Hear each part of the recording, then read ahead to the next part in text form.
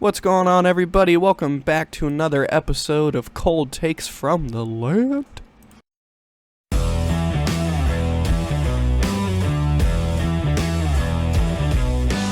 Cold Takes from the Lane, where you get the coldest takes from the hottest Cleveland sports fans. Oh yeah, buddy. Fresh off back-to-back losses, feeling better than ever, as you can see by your latest Twitter post. Hell yeah, buddy. Second in the division somehow, because Steelers lost to two-win teams. Yeah, that's wild. Yeah, they look like shit. I've been saying it, brother. I've been saying it. Matt Canada wasn't the problem. They have the worst freaking QB room in the league, and everybody thought the offensive coordinator was default. Oh, I think it all sucked. Yeah. I'm not saying he was good by any means, but yeah. They have some of the worst quarterbacking I've ever seen. Big Ben's probably having an aneurysm anytime he watches a Steelers game these days. Probably. Because, I mean, literally, that's the only position on offense that's outright terrible. I mean, their line's decent, not great, but their receivers are good. I think Jalen Warren's pretty dang good. So I'm like, they have weapons. Yeah, it's just the inconsistency at quarterback. The whole Kenny Pickett fourth quarter thing isn't even really much of a thing anymore. He's just not playing very well. And right. then Trubisky, we all know Trubisky already is just not very good anyway, so it's a rough go of it. They'll probably be drafting a quarterback or going out to get somebody, I'd imagine. And hopefully they suck too. Yeah, seems so. Let's hope so, buddy, because good lord.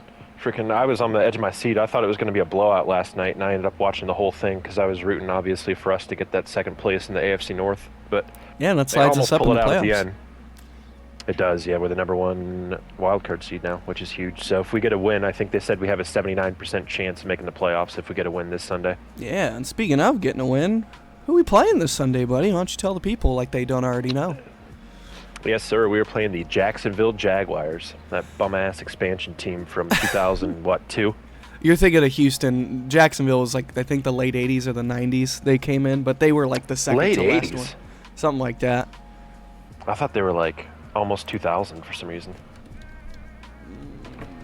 You could be right. I could have swore they were like at least the 90s. Wait, look. Jacksonville Jaguars founded in, 1993. And then they started their first season in 95. Well, just kidding. I amend that. Bum-ass 1993 expansion team. But this is a weird game because on paper, this is another game where it's like, Jesus Christ, like if injuries didn't exist, this would be like a ridiculous game. But yeah, this would be probably game of the week, or maybe not game of the week, because you got the Buffalo playing freaking the Chiefs, but it would be up there for game of the week if everybody was healthy. This would be a showdown, I think. Yeah, but goddamn it, both of these teams are banged up as shit. We already know about the Browns. Yep. Cooper's questionable. I hope he plays. Denzel Ward, he's questionable, hoping he plays. Cameron Mitchell just got activated off IR, but I don't know if he's going to play quite yet. Obviously, Kareem Hunt's hurt. All the existing guys that were already injured. Tweaked his leg, from what I read. Yeah, and then obviously DTR still in concussion protocol. I'm assuming Joe Flacco's going to start again. And then on top of that, the Jaguars are injured as shit too. Trevor Lawrence, and I'll use your words exactly, snap, crackled, and popped his ankle. And then they got ETN, who's also injured. Zay Jones is questionable. CJ Beathard, their backup quarterback, is questionable. So this is a team. This is a game of injured individuals. Yes, it is. It's going to be interesting because are there any official outs on their side yet? You said ETN is probably going to play. I'm thinking Trevor Lawrence is probably going to play, but yeah, even if he doesn't, their backup quarterback's pretty hurt too. Yeah, I don't see anything on this list that says out yet. Granted, it's like early Friday afternoon. Beside Christian Kirk, obviously, who needed, I think, season-ending surgery. They said he could return in the Super Bowl if they make it to the Super Bowl. Yeah, he'll be out. So, and then if Zay Jones misses, it's going to be the Calvin Ridley show. Which, if Ward's back, then I like our chances. Yeah, I'll get into Calvin Ridley specifically here in a few. But yeah, this is it's gonna be interesting. Obviously, this video will be up like early Friday afternoon, so we'll get some better news probably later this afternoon once practice happens and whatnot. But yeah, man, we got the Jaguars and we're at home, coming off 2 losses. Jaguars coming off a loss to a Joe Burrow-less Bengals, and this is 2 teams that probably feel like this is a must-win game, just because Jacksonville's trying to hold on to that top seed in the playoffs. or one of the top Yes, sir. seeds, I should say, and they're only one game ahead of Indianapolis now, who's playing pretty well recently. And then obviously the Browns, we're sitting at second in the AFC North with Pittsburgh just losing, so it'd be really big if we could win and take sole possession of second in the AFC North, and then you never know, maybe the Rams beat Baltimore, and then we're only a game back from the division, but got to see how that goes first. So this is interesting, and one stat I wanted to point out before we got into our 3 keys to victory, I'm looking at it right here. The Browns, so we're 7-5. We are 5-1 at home, so we play very well at home. Jacksonville is 8-4. They're 5-0 on the road, so it's a great home team concerning. Against a great team on the road. So this is going to be. I don't know. It's like part of me feels like this is going to be a sloppy, horrible game, but then parts of me feels like this is going to be an absolute like game of the year contender. I don't know why. It's just I feel it in my bones. But with that, we can get into it. I want to throw this in here too. If I'm a Jacksonville fan looking behind me in the division, I don't think anybody thought the Texans were going to be this good. I had a lot of faith in C.J. Stroud, but the way he's performing has been insane, and they're 7-5, and right behind him, like you said, nipping on their tails is the Colts, who are also 7-5. Yes, so yes. Stroud's I think they thought they were probably coming in with one of the worst divisions in football, and they have 3 winning teams. Yeah, it's a good division. It's one of the better divisions in the league. I didn't even mention the fucking Texans. C.J. Stroud's like might be the best rookie quarterback we've ever seen. He's killing it, man. I mean, he's out here. He's just torching teams. He looks very poised. He doesn't look like a rookie out there. He is making very little rookie mistakes.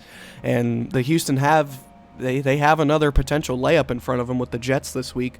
And obviously Indianapolis has Cincinnati, who, they don't have Joe Burrow, but they still have a lot of weapons. And if Jake Browning can play like he did last week, I mean, they can still win some games. So, my God. Dude came out and threw for 350 yards and 3 touchdowns. Yeah, that was wild. I never would have expected that out of insane. old Washington boy.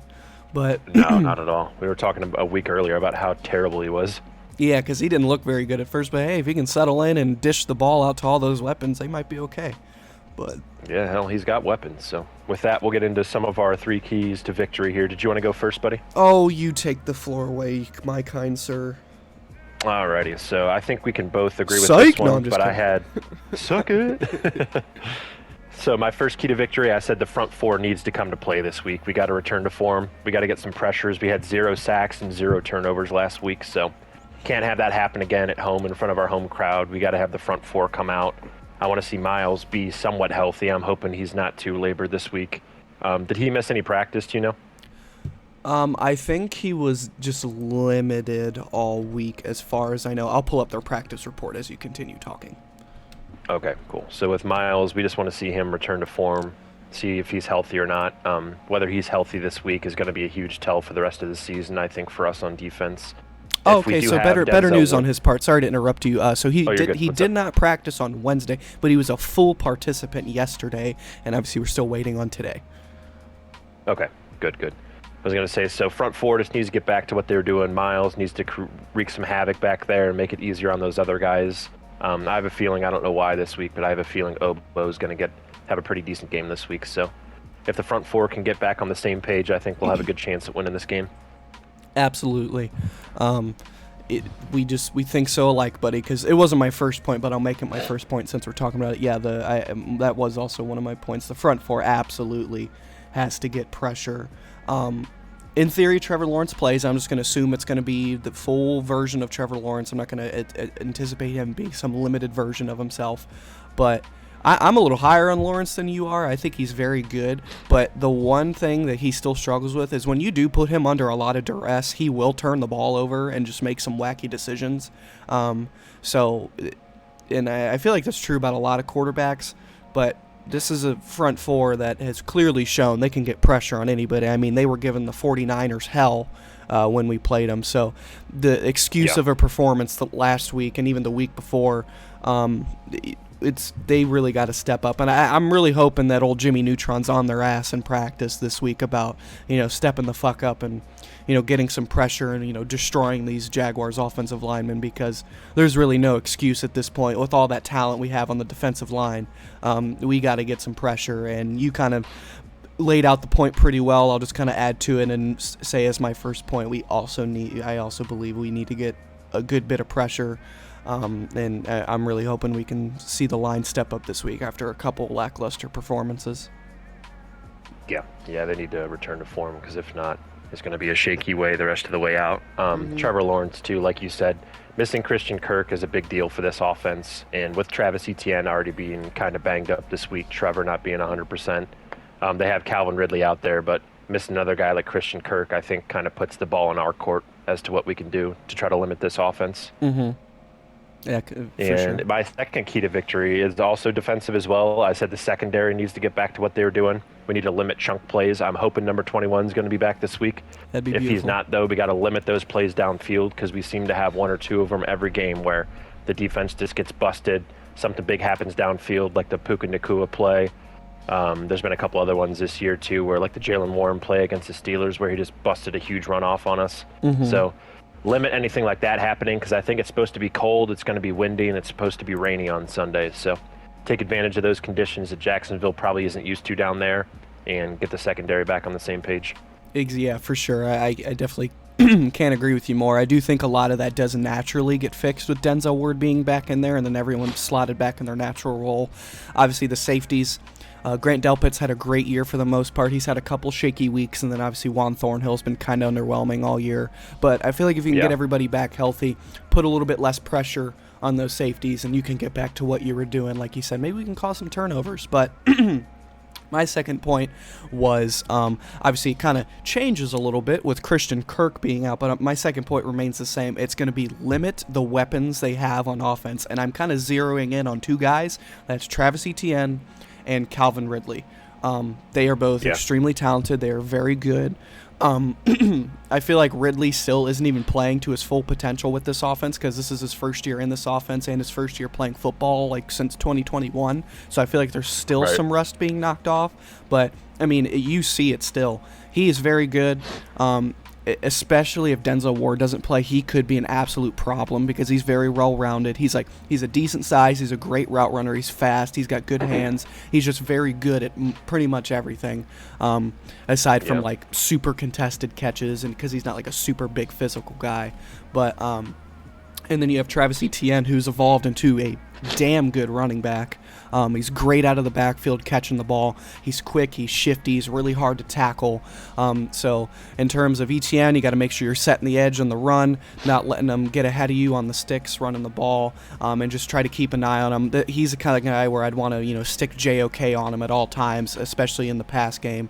And then obviously Calvin Ridley, I feel like Denzel Ward needs to follow him wherever he goes if he plays. And then if not, I feel like you got to throw whatever coverages you can think of at him and just try to contain him as much as you can. On him, the guy that has a little more speed, because I'd be worried if he was matched up against MJ Emerson. I think MJ's a little too slow, and I think Ridley would just have him on skates all day. Yeah, Emerson would play well in like that short to intermediate area where he can be a little more physical and kind of beat you up a little bit. But yeah, downfield you're going to want Newsome or at least one of the speedy guys. Even Cam Mitchell, if he plays, could be like interesting. But yeah, I was going to say that too. I would like having Mitchell out there. Yeah, we'll see about that. But yeah, that was my main point. Kind of similar, but my main point was just those two big weapons that get a lot of their production. You got to slow them down, especially. So let's get pressure on Lawrence, and let's do our best to contain Etienne and Calvin Ridley. And I think that's a pretty good recipe for a good defensive performance.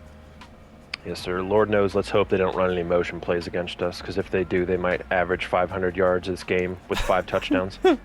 Yeah, that's been a problem as well. Yeah, it was driving me insane. So my third and final key to victory this week, I had lean on the run game and get the run game back on track. I looked at some advanced stats this week, because one of the other Browns podcasts I listened to, I looked at a graphic they put up, and Jerome Ford and Hunt have been pretty terrible almost all season. I mean, they had some decent games, but like their advanced metrics are pretty awful as far as yards per carry go, like yards per game, everything like that. Like all the smart stats I was looking at, it's pretty bad. Like they're all below like 3 yards a carry almost, and we just need to get them back on track, because I think to beat this team, Flacco is going to have some help, because I don't know how much Cooper's going to be able to play. I know he did return to practice this morning, but I think he might be limited still. And we'll see how Njoku looks out there. I know he missed the first 2 days of practice this week as well, so we really need to lean on that run game at home. Yeah, for sure. The run game's definitely got to play a bit bit better. I thought Ford was starting to come on a little bit, but then he's kind of regressed back a bit these last couple weeks. He just hasn't looked as good, especially last week. And then Kareem Hunt, we already know, like, he's a tough runner. He's good for short yardage situation, but he's just not. He doesn't have a whole lot of explosion anymore. We say this every week. I would like to see Pierre Strong get a few more carries just because he's explosive. He's big. He might have a fumble problem based on the way he carries the ball, I'm seeing, but you can still use him in limited portions, and like I feel like he can create some chunk plays for you just because I feel like he's got the freshest legs out of anybody in the backfield, and I honestly think he's the fastest guy in the backfield just based off of what we've seen so far, just because when he gets the ball, he just goes and he just explodes immediately. So I'd like to see him get a little bit more carries, and that kind of leads into my last point here, which was kind of similar. It was just I just want to see some complementary football, and that involves obviously you got to be diverse in the run game, run as many different concepts as you can, keep the defense on their toes. And then if Flacco's playing, he showed that when he's not under a bunch of pressure, he can still play pretty damn well. So if you can just keep him protected, set up play action off the run, let him scan the field, take some shots downfield, find guys open in the middle of the field, and just keep the offense smooth sailing, nice methodical drives. And I think that is the recipe to beat this Jaguars team is get pressure with your line, limit their weapons, and play complementary football on offense. Maybe not anything crazy explosive, but if you can just run the ball, you chew a lot of time, and just be efficient in the pass game and play ball control a little bit and control the time of possession. This is a game where I feel like I say this every week. This is a game with the right game plan and execution. They can definitely win, even if Jacksonville has Lawrence and those guys healthy. Yes, sir. Yeah, if we can get a win this week and get to 8-5, man, I think it bodes well for us finishing second ahead of Pittsburgh in this division. So, need to come out. We need to play physical. Need to protect Flacco. That would be my fourth and final key. If we had a fourth key to victory, is protect Flacco. See what we can do there. Got to get the run game going again. I would like to see maybe 5 to 8 carries for Pierre Strong. We'll see if they actually do it, but if they did, that would be great. I want to see him because he runs north to south, like we touched on earlier. He runs north to south pretty well. Yeah, for me, I feel like all three of them. Yeah, all three of them got to get carries because I do still like Ford in the pass game. I think he's probably the best, receiver out of the backfield, and I'm still okay with him being the feature back necessarily. Get Kareem Hunt in there on short yardage situations and on plays like second and long or just specific situations where you just want an explosive chunk play out of your backfield. Put fucking Pierre Strong in there, man, because I really feel like he can make some stuff happen. Yeah, he's good, man. I mean, in the limited carries we've seen him this year, he just looks way more explosive. He is the fastest back, in my opinion, as well. I think Ford's got some good speed to him as well, but just running straight through the line, I think Pierre Strong's way quicker than any of these guys are. Yeah, Ford just doesn't have that horsepower about him, if I can explain it that way, when he gets the ball. Pierre Strong, too, I think plays more instinctual. Like, he kind of just runs wherever he sees fit. I think you can tell Jerome Ford's kind of trying to see the hole, and sometimes it trips him up and he makes the wrong decision on where to run, so... Yeah. But I think we have a good chance of winning this one, man. I really do. I think the secondary, we need to create some turnovers this week. It's been 3 games now where we've had absolutely nothing going on in the turnover department. So having Denzel Ward back, if he ends up playing, which will be huge for us. Linebackers, I want to say he played decent. I mean, I'm not expecting anything huge from them, just considering they're the weakest part of our defense. Yeah. So, but I think we have a chance in this one, man. Do you want to get the predictions on this? Oh yeah, I'm ready, buddy. You give us your prediction. All right, so I'm going to say, this may be with my heart more than my mind, but I'm going to say Browns 45, Jaguars 3. I just really think, I'm kidding. I'm just kidding. I'm going to say Browns, my real prediction, I'm going to say Browns 21, Jaguars 17. I almost wanted to go 28-17, but looking at the forecast, I think it is going to be pretty sloppy. I think it's going to be rainy, so I think there may be a couple missed kicks. I think there might be a punt or two that's not very good and it's like a 20-30 yard punt. I just think it's going to be hard to kick in these conditions. It's probably going to be hard to throw downfield. Did you touch on if Goodwin's back? Is he going to be playing this week at all? He's been limited in practice, so still unsure. Even if he can play 5 to 8 snaps this game, I would love to see him out there. Take a couple deep shots if you have a chance to. But like I said, I think it's going to be a pretty low-scoring affair where our defense holds in strong and gets us the win here. Yeah, I like the prediction. You're kind of in the middle of where I'm at. So, like I said, I have 2 thoughts of this game. I either feel like it's going to be real sloppy, like it's going to be kind of it's going to be some ugly drives that end pretty bad, and it's going to be like a super low-scoring defensive game. But then there's another part of me that just feels like it's going to be like the Colts game, where just a weird amount of offense just happens, and it's just going to be like... Because Flacco's been in the AFC North, too, so he's no stranger to playing in crappy conditions. Yeah, so I don't know where I want to go, but I Tillman think breakout game, 200 receiving yards, 3 touchdowns. that'd be fucking awesome. But I'm gonna be fun. I'm gonna lean on the side that we're gonna see a bunch of points, even though I'd like to not see that from our defense. But I'm gonna say the Browns get a win in this one. I'm gonna say by a final score of 35-31 in a shootout, with a Joe Flacco game-winning drive with a touchdown in the back of the end zone to Cedric Tillman to get the lead and win the game. Bold takes from the land. Tillman's first ever NFL touchdown. Yeah, that would be interesting. I would like that. Yeah, call me bold takes from the land. Hell yeah, baby. Bold takes from the land. But no, I can see it, man. It's going to be a weird one. Like you said, it's either going to be a very ugly game. It's going to be either like week 1 against the Bengals, where it's very low scoring and a very crappy game, or it's going to be like the Colts game, like you said, where both teams somehow put up a lot of points and the defenses look absolutely gassed. Yeah, it's going to be interesting. For the hope, in terms of my fan in me, I hope we can just shut them down offensively and just win a nice game. But my other side of my inner fan is like, let's see a bunch of fucking touchdowns and just have a crazy game. Yeah. So I almost would prefer the latter, just because our offense has been so pedestrian all year. So if we could put up like 30 points in crappy conditions, I would take that. Your 45-3 prediction, I'd like to see that. Yeah, that would be sick. I mean, I just want to see the passing game keep doing what it did. Last week was a good building block for Joe Flacco, 250 yards, a couple touchdowns, 1 interception. So if we can build on that, I think he's going to have a really good rapport if he continues to start all season with Elijah Moore. So I'm not worried about Elijah Moore really at all in this offense anymore. I just want to see Tillman continue to blossom a little bit, and then hopefully Cooper can get back on track, because he's been dinged up for a couple weeks now, going back to that Broncos game, and he hasn't really been out there as much. So, yeah, for sure. Yeah, I think you summed it up pretty good. Anything else you want to throw in there before I get us on out of here and get this video up to the people? No, sir. We just need to come away with a victory here. I mean, 8-5 is a must. We've already seen back-to-back Steelers losses against 2 terrible teams this season, so we need to take advantage of it this week. We cannot go out there and be 7-6. Exactly.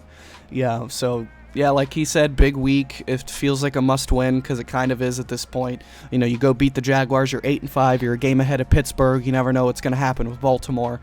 And then you have a pretty good Final Four stretch of the season. You got the Bears, which is very winnable. Then you're in Houston, that's tough. But then you're at home against the Jets, who have been terrible in this latter half of the season. And then you play the Bengals without Joe Burrow, who we already matched up well against with Joe Burrow. So if you can win here, there's definitely still a path, to go maybe even like 11-6 if all things can go well. So it's definitely... I like those odds too. If we win, like I said, I think 79% chance to make it. If we lose, it's like a 34% chance of making the playoffs. So this is the most important game we've played this season. Yeah, definitely. So we've shown we can do it against even better teams than the Jaguars. So let's just show up to play complimentary football, give them hell on defense, and we can definitely get a win. And with that, it has been another episode of Cold Takes from the Land. We appreciate you guys for listening and watching, and we will see you in the next one. Cold Takes from the Land.